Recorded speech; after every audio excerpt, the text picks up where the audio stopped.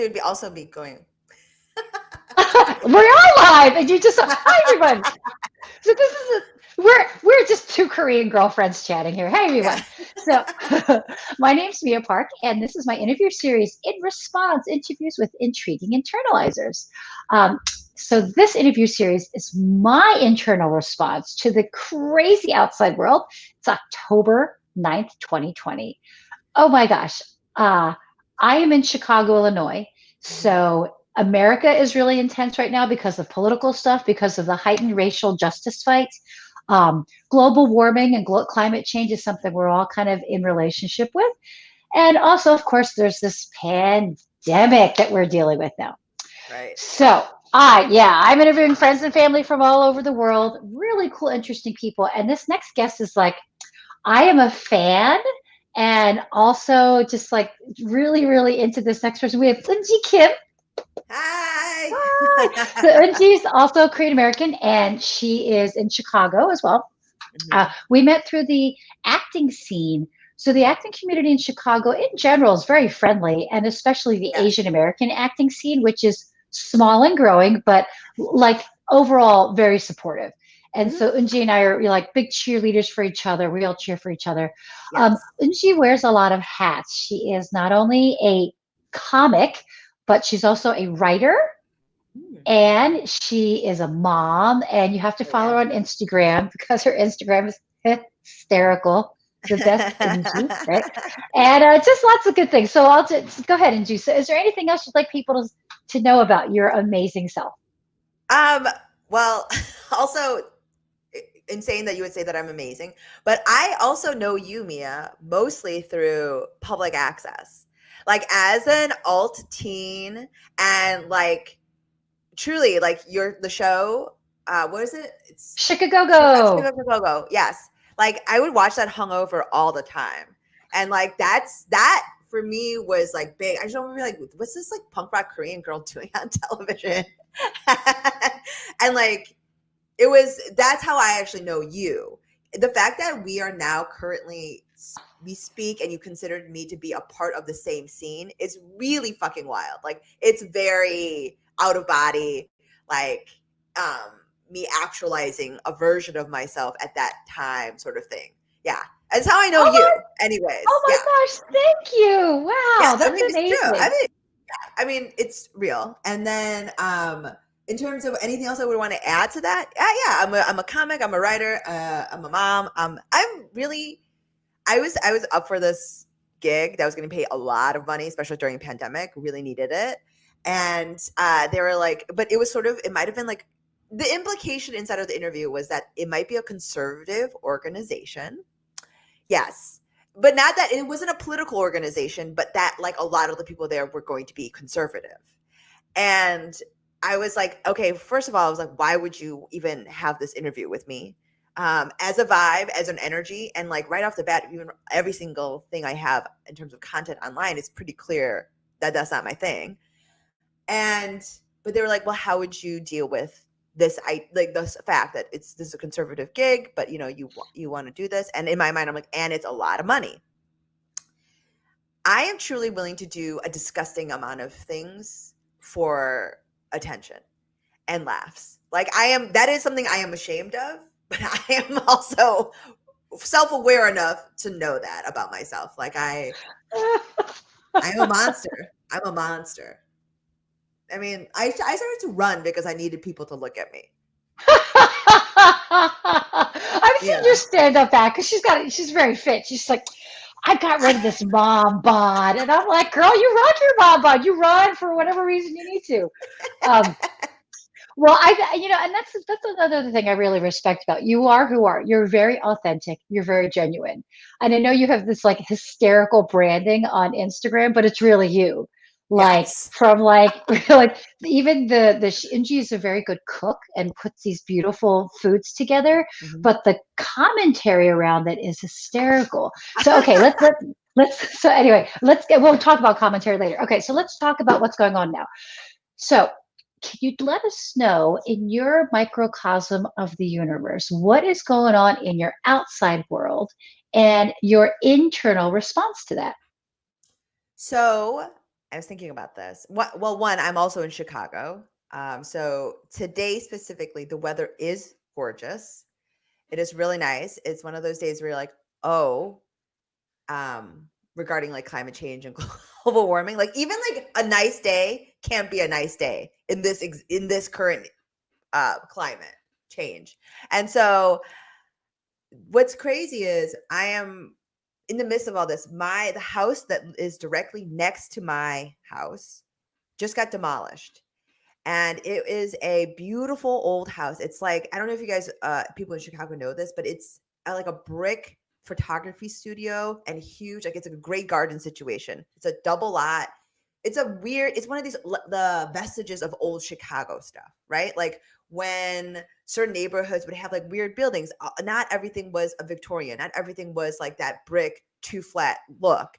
This was like a true, like, idiosyncratic lady who bought this lot in the 70s for $40,000 and made it into her thing.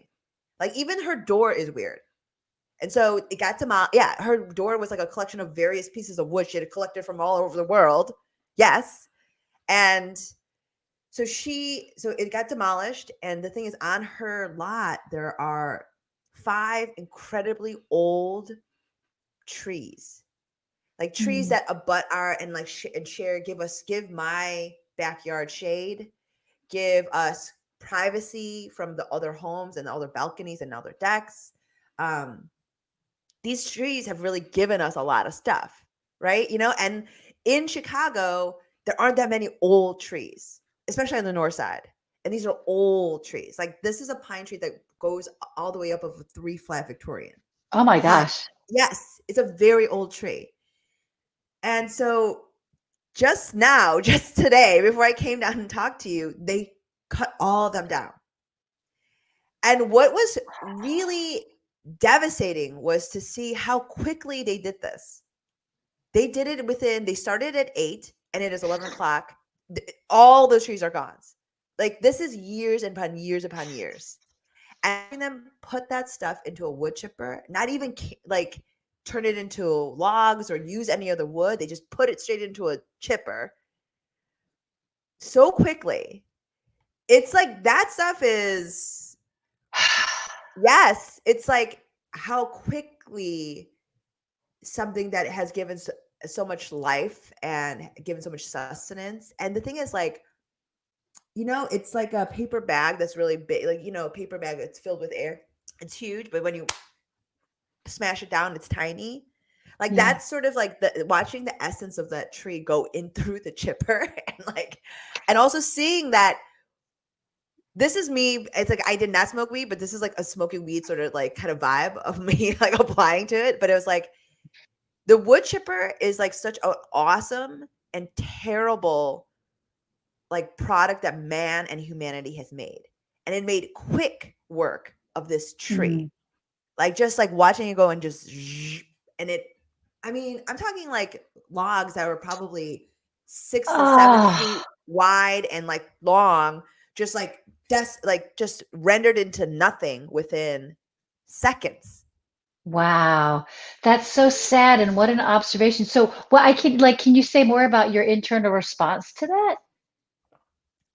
So this is a very interesting question. So I am, for all like very clearly an extrovert. Yes. I would not have but before the pandemic started, I don't know if I would have considered myself to be. I think I see myself as an introvert, but because I process things very internally. I don't like extemporaneously like kind of like go off of people. I'm very writerly in the way that insofar as like I have to process everything first, sort it out inside, and then I feel comfortable talking about it. So, and I think a lot of extroverts probably empathize. It's like when you are at home and you have in your private life, you are very quiet. You're almost like recharging because you give so much of your light and energy outwards. When you're at home, you kind of need to like, as I gotten older, I've started to do that much more. Like just be very quiet. And so like, but I've always kind of been like that. I'm an only child and I've always been an indoor kid. And like anything I've ever processed externally, like anything that happened outside or like confrontations or like big things that have ever happened to me outside of the house or like confrontations that way, I was always shut down so that I could process it internally. And I kind of have to like sort it out inside. And when we talk about how I internalize things, it's like I kind of always look at things abstractly first. And I think it makes it easier for me to oftentimes empathize with people. I don't take stuff. Yeah. I don't take things super personally. Oh, that's wonderful. That's a good segue that you will take time to process and then maybe abstract things and don't take things personally. Because friends, Eunji's one of the writers for Cards Against Humanity. And if you've never played that card game, you have to. It's hysterical. It's dark, but it's spot on. It is so fantastically accurate. So is that kind of ability to abstract information or abstract your response to things what enables you to write such dark shit? It's like so funny. And yeah. I mean, I will say that I am predisposed to darkness. Like that is my sensibility. I'm a pretty wry, sarcastic person. I mean, like I am very goofy and light, certainly. I will that is like my energy and vibe, but like in terms of aesthetically, like internally, the things that informed me as a young person, all very dark, all very, I mean, like almost Gen X level of like sarcasm, like nihilistic stuff, like very punk sensibility, right? There is no order, so that there can be no rhyme and there is no reason, so who cares? And that it comes from like a deep distrust of authorities, right? And especially if you don't like your parents, like that shit really resonates. And that's from abstract down to personal, right? That's like the thing where something personal renders itself abstractly, where like if you can't trust your parents, then nothing matters. And then you can't trust the government, and these teachers are stupid, right? Like it all makes sense. It's an extrapolation. So I would say that like I personally just default am sort of dark. Like any person that is funny has at one time observed the absurdity of the world and decided to internalize it this way. There's a choice you make, because you can either become I feel like almost every single comedian is like one breakup away from becoming a novelist. Like what they all want to do. I'm sorry, the connection got so weird just then. Can you repeat that? You said one step away from being like a novelist. They're all one breakup away from becoming like a serious literary writer. They're all like, and you see that. Steve fucking Martin, BJ Novak. There's so many examples. And even I would say Miranda July, who is a very serious artist, who is actually very funny. She's very funny. She's incredibly funny. I just finished her first novel. It was so deeply weird and so deeply funny. And it was inspirational. But like, I feel like most people that are funny, there's that choice you make. And for me, it was easier and to express it this way. But yeah, I'm a pretty dark person. Like, yeah, like it's just one, being a product of what I grew up in, two, the time. And also I would say that, yeah, like just my personal, like my actual lightness is a very deep contrast to like my actual aesthetic beliefs. Like one of my favorite movies are Welcome to the Dollhouse. Like that Todd Solondz thing, like it's probably the thing that I watch almost every day. Oh my gosh. I watched it almost every day along and listened to Radiohead Kid A, like probably, do you know what I mean? Like this was like 1990s. Yes. Like this is like what that is what I thought was funny. That is what I thought was cool. And that is what I thought was important. So yeah. Before we got on, we were talking about how formative years. Mhm. And how it, like I was saying, that I think that there's an impetus that makes us choose the friends that we have, or the music we listen to, the movies we watch, Yeah. but there's also an influence we get from those things. Yes. So, do you think that, like, the Korean background that we have now, you were born in Korea, okay? I was born in Mhm. the States. Yeah. But do you think that this kind of Korean background culture that we have influences the darkness, like the whole concept of Han? You know what I Yeah. mean? So, like, Han is this, for the people that don't know, Han is this kind of like feeling of like suffering that Yes. Koreans inherit. I mean, I would call it transgenerational Trauma. trauma, to be honest. But I mean, or epigenetics, because like Yes. if you're from Korea, or if you have a bloodline from Korea, they say it's almost in your DNA. So Yeah. do you think that this, we say like Han 때문에, like because of this in like cultural spiritual suffering that Koreans go through? Anyway, how much? Unresolved anger. Yes, unresolved anger, Yeah. and the sadness. Yes. The deep sadness. How much do you think that influences you as a influences you? I think it informs almost everything about me. Your Korean grandparents, everyone is like, your ancestors are so happy turning in their grave. Like, I mean, Korean. truly, I think I spent so much time running away as a teen and as a 20 something from what that might mean, while at the same time unwittingly running straight into being so Korean. Right? Like, I thought I was running away from it, but unwittingly, like, it was enveloping me. And the fact that I was forming this way was actually so deeply Korean, right? Like, my anger, the way that okay, so I don't take things personally until I do. Like, so much of my life has been dictated and pushed forward, and my ambition has been because of my need for vengeance against regular people. Like, I mean, truly, like, I mean, it's such a deeply embedded idea of, like, I don't know, like, injustice and like wanting to wreak vengeance on people and on institutions and, my family, even. Like, it's just like my I would say that it infuses everything about me. Like, when you Mm, when you talk about Han, to me it's like, when I look back on so many of my interactions as a young person and into a young adulthood, and even now at least I have more perspective about it, and now I understand that's where it's coming from. And so I can try to mitigate it so that it's, like, too much chi, like when you have too much fire, that's always, whenever I would go to, like, get acupuncture and stuff, the guy would always be like, you have too much fire, too mm, much chi, and I'm like, mhm. That makes sense, 'cause I do run hot. And, like, just in terms of temper, like, I want to do everything too fast. I want to do That's everything. so Yeah. Korean. Yes. I mean, my friend was like, when my husband and I went to Korea, he just couldn't get over how quickly everyone ate. Because Yeah. it's like Her this, her husband's not Korean, by the way, yes, yes, obviously. Yeah. he's a Russian immigrant.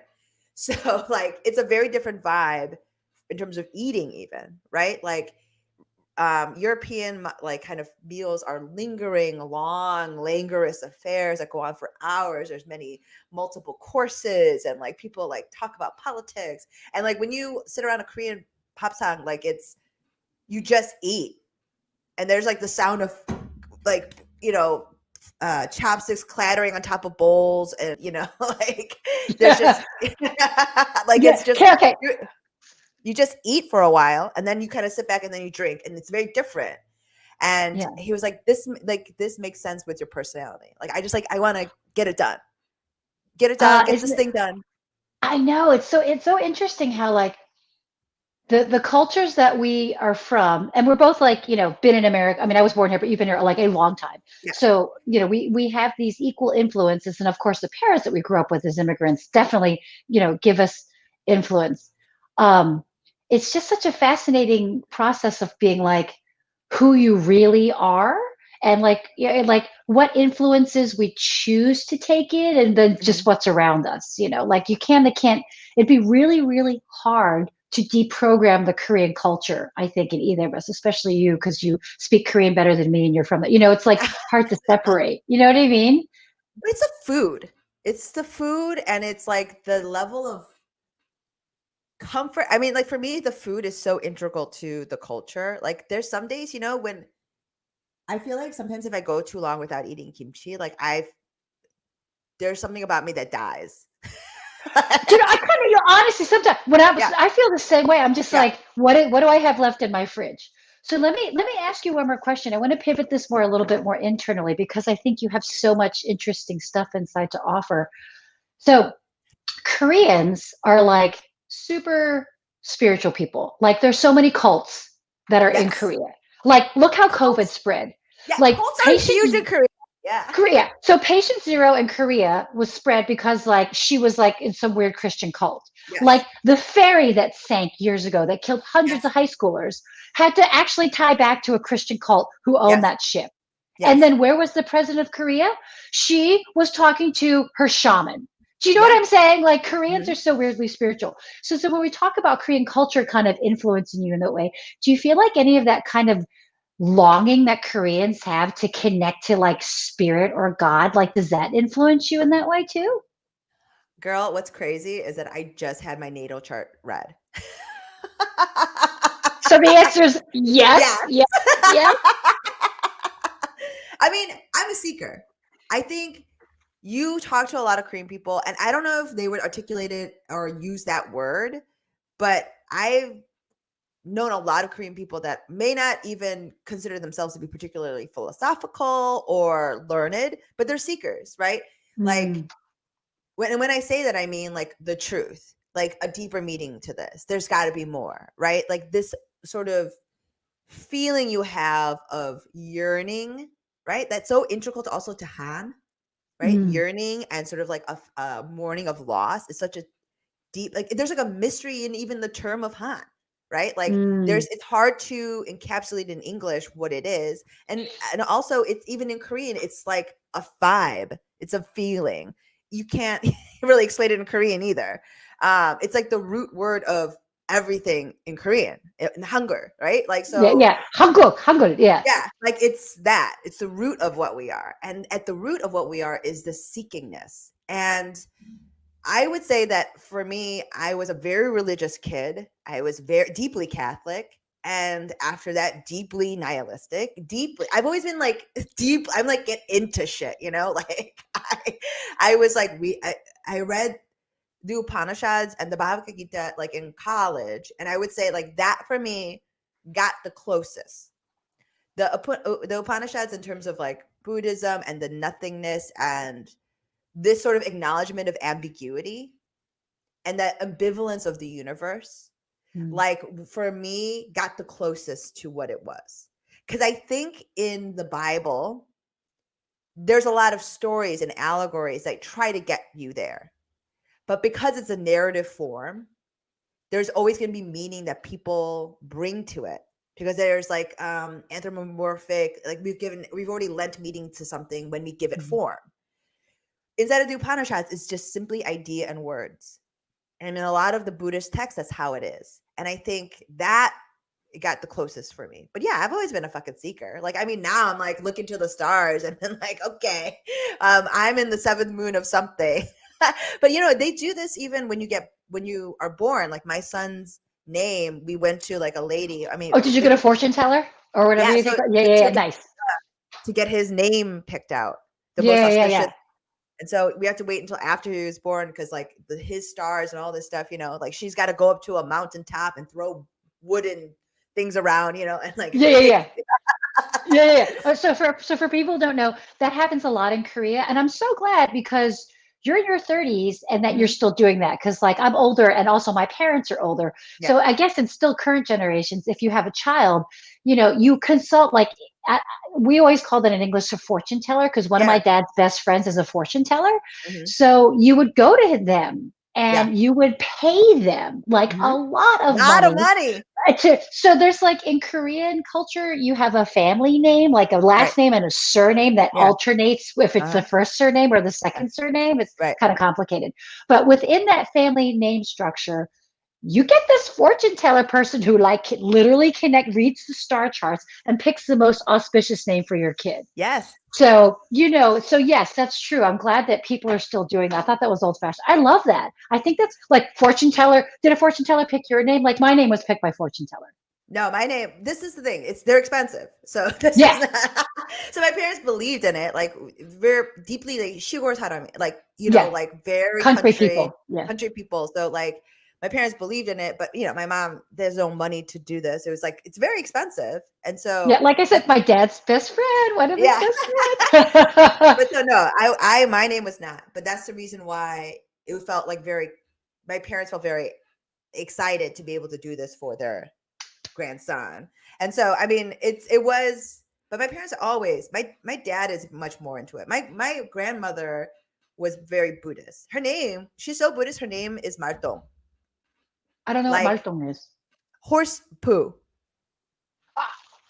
Yeah, like that kind of Buddhist. That Martong. Yeah.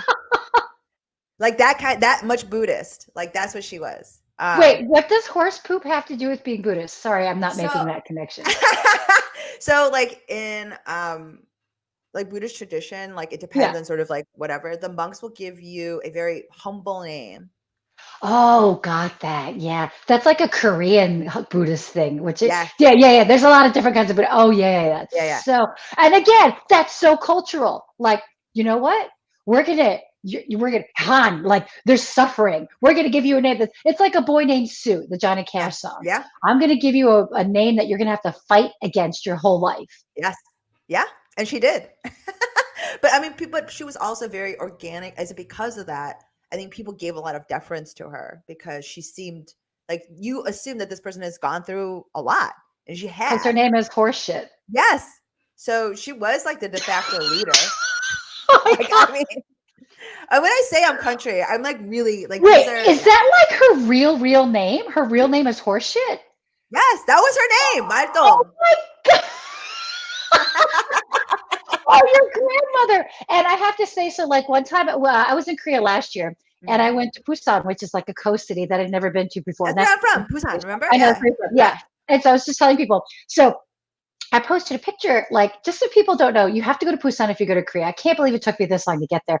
And there are these like these kind of eel ajummas, or what they do is they take freshly caught eels, stick a knife in their head on a board, so the rest of the body is, and then they skin the eel alive.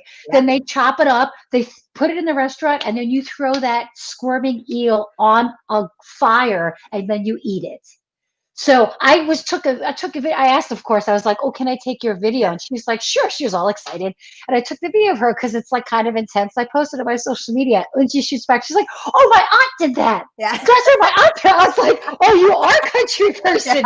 Your aunt was an eel lady. Oh my God, your aunt was the best an eel meal of my life. auntie. The best meal of my life. The best. She like stuck a spike in an eel head, skinned it alive. This is happening on the street." Yeah. And then you bring it back in the restaurant and you eat it fresh. Yeah. It's the best meal. I can't tell you how good it is. Like I love seafood. Like that's my people. Yeah. Yeah. Like that's like where you're Busan Farah. You're like you're from a coastal, it's like you're from a coastal fish city. Yeah, for sure. Yeah. I mean, but that's the first. My mom had never seen snow until she came to Chicago. Because it's like kind of warm there. It's very warm. It's warm. It's warm. So we're learning a lot about things. Well, we're actually at time. We've actually gone over, but this has been delightful. Oh, wow. So it's so easy to talk to you. Oh my gosh, everyone. So this my series In Response is now a podcast. But everyone, if you listen to podcasts, you have to check out the Ajumma show. It's Ajumma show. Yeah. So there's Peter Kim that does it, and Eunji Kim, no relation, but we're all Korean. And then the show's called Ajumma Show. And the three of them have all social media entities that you can access the show from. It is lovely. Obviously, Eunji is very smart and easy to talk to. Peter Kim is very smart and very, like, you're both hysterical. Yeah. And you don't have to be into Korean culture or they call Fok, which is a friend of Korean. Yeah. You don't have to be a Fok. That's okay, friend of Korean. Yeah, a fucker. It's just like really a lovely way to communicate, to hear two very cool people communicating. So, Eunji Kim, thank you so much. Of Oh my gosh, course. you are lovely to talk to, and it's so Yes. nice to hear again your internal perspectives. So, um, yeah. So, everyone watching, thanks for watching my interview with Eunji. Check out her podcast, The Ajumma Yes. Show, and yeah, if you enjoy my show, you can become a Patreon. That's patreon.com/Mia Park. You can give me like $1 a month. And if you go to their show, I'm a Patreon of the Ajumma Show because I believe in what you folks do. Yes. Ah, yeah. So you can also, check out Patreon for other cool podcasts. And thank you so much for watching, everyone. Thank you, Nji. Bye. Bye. Annyeong. Okay, bye bye. Wait, can we Korean heart real quick? We Yeah. have to. Is that a law? Okay. All right. Bye, everyone.